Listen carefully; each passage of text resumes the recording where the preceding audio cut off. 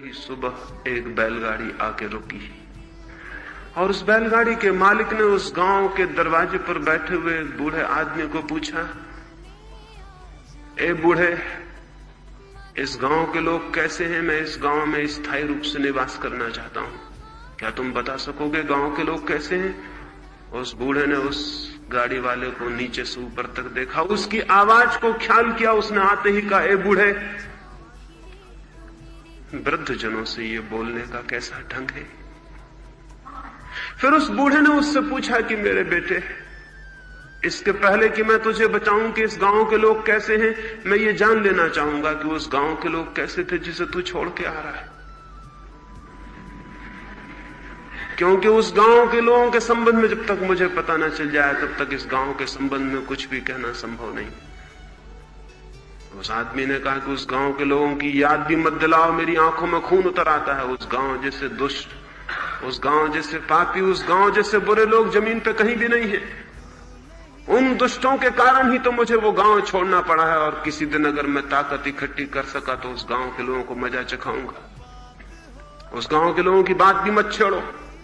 उस बूढ़े ने कहा, मेरे बेटे, तू अपनी बैलगाड़ी आगे बढ़ा ले, मैं 70 साल से इस गांव में रहता हूं, मैं तुझे विश्वास दिलाता हूं, इस गांव के लोग उस गांव के लोगों से भी बुरे हैं। मैं अनुभव से कहता हूं, इस गांव के लोगों जैसे बुरे आदमी तो कहीं भी नहीं है। अगर तू यहां रहेगा तो पाएगा कि उस गांव के लोग इतने बुरे नहीं थे, ये गांव और भी बदतर है। तू आगे बढ़ जा, तू कोई और गांव खोज ले। जब उसने बैलगाड़ी बढ़ा ली तो उस बूढ़े ने कहा, और मैं जाते वक्त उससे ये भी कह देता हूं, इस पृथ्वी पर कोई भी गांव तुझे नहीं मिल सकता जिस गांव में उस गांव के लोगों से बुरे लोग ना हो। लेकिन वो आदमी तो जा चुका था। वो गया भी नहीं था कि एक घुड़सवार आके रुक गया और उसने पूछा कि इस गांव के लोग कैसे हैं, मैं भी इस गांव में ठहर जाना चाहता हूं। उस बूढ़े ने कहा, बड़े आश्चर्य की बात है, अभी अभी एक आदमी यही पूछ के गया है, लेकिन मैं तुमसे भी पूछना चाहूंगा कि उस गांव के लोग कैसे थे जहां से तुम छोड़ के आते हो। उस घुड़सवार की आंखों में कोई जैसे रोशनी आ गई, उसके प्राणों में जैसे कोई गीत दौड़ गया, जैसे किसी सुगंध से उसकी सांसें भर गई। और उसने कहा, उस गांव के लोगों की याद भी मुझे खुशी के आंसुओं से भर देती है। उतने प्यारे लोग, पता नहीं किस दुर्भाग्य के कारण मुझे वो गांव छोड़ना पड़ा।